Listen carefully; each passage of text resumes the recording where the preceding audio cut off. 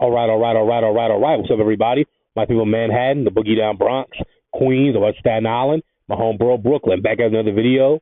And today, June 10th, 2023, marks the 15th anniversary of Lil Wayne's The Carter 3 album, which, in my opinion, is Tunechi's magnum opus.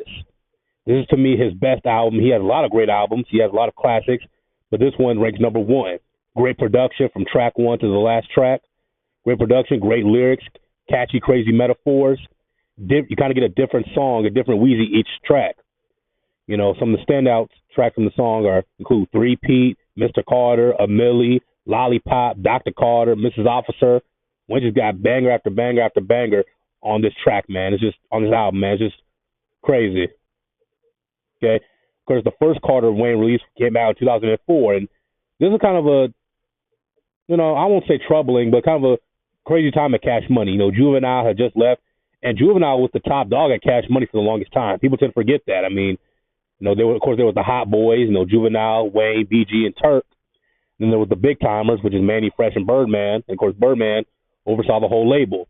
But for the longest time, Juvenile was considered the top dog at Cash Money. Of course, Wayne released projects in that time. The Block is Hot, 500 Degrees, which is a reference to Juvenile's 400 Degrees album, which I think at the time was the highest selling album at Cash Money. If not at the time, I think it still is. But so they were in trouble at the time. But Wayne released the first Carter. I think a lot of people, I don't think the first Carter gets his credit. Like, it's a classic. It's a very good album. Classic, I don't know. It's kind of shaky, but it's a very good album. Go DJ with Manny Fresh. Like, Wayne did his thing. Of course, Wayne really shot to superstardom with the Carter 2, which I consider a classic. I mean, Wayne really stepped his game up, and he showed everybody that he can carry Cash Money. He could carry hip-hop. I mean, look, I did a video on this a very long time ago. Lil Wayne and Kanye West, their reign over hip-hop is equivalent to Magic Johnson and Larry Bird's reign over the NBA in the 1980s. Like, Wayne and Kanye ran hip-hop together from about 2004 to about 2011.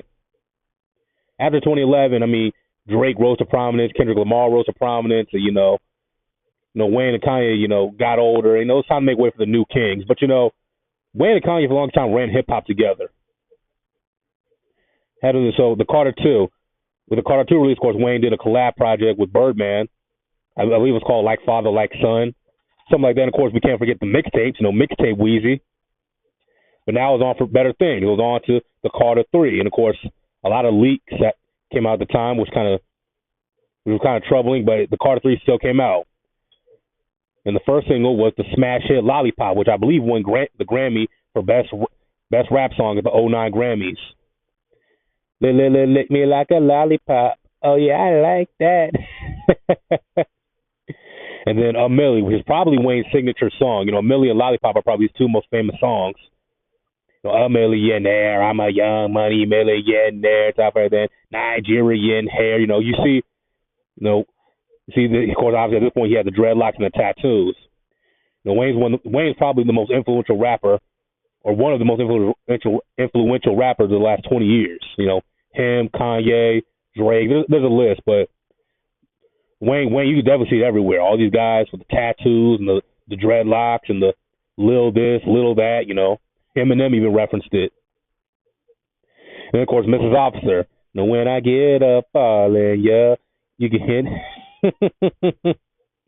I'm not going to sing it, but, with Bobby Valentino. But my favorite song from this album, and Lil Wayne said this was his favorite song of the album, was Mr. Carter featuring Jay-Z. Of course, Jay-Z's real name is Sean Carter. Hey, Mr. Carter, hello, tell me where you been. And, of course, at the end of it, Wayne said, next time you mention Pac, Biggie, or Jay-Z, don't forget Wheezy, baby. Of course, Wayne and Jay-Z have had their issues over the years, but, they seem to be cool now. But yeah, Lil Wayne's definitely cemented himself as one of rap's all-time greats, particularly after the Carter 5, But the Carter 3 cemented himself as a certified superstar. Like, between Wayne, it was between Wayne. Like I said, that whole time period, 2004 to 2011, it was between Wayne and Kanye. I'd probably give a slight nod to Wayne in 2008 over Kanye, but 808s and Heartbreaks was just as great. But anyway, of course, here's Wayne at the Grammys. He won for Best Rap Album, like I said. Lollipop won for Best Rap Song. course, Lil Wayne wanted to release the Carter 4, the Carter 5 to solidify his legacy as one of the greatest rappers of all time, the most influential rappers of all time. And of course, the Carter 6 supposedly is supposed to be on the way. We'll see about that. But yeah, where would I rank this album? In the Carter series, I'd rank it number 1. I'd rank the Carter 3, the Carter 2. Real tough.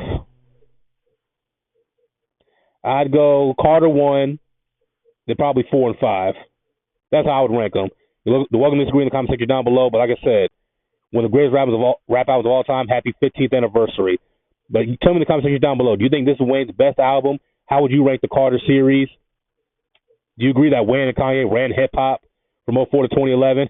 And like I said, I'll put a link to that description down below. Also, I'll put a link to my greatest of all time on Lil Wayne in the link description down below.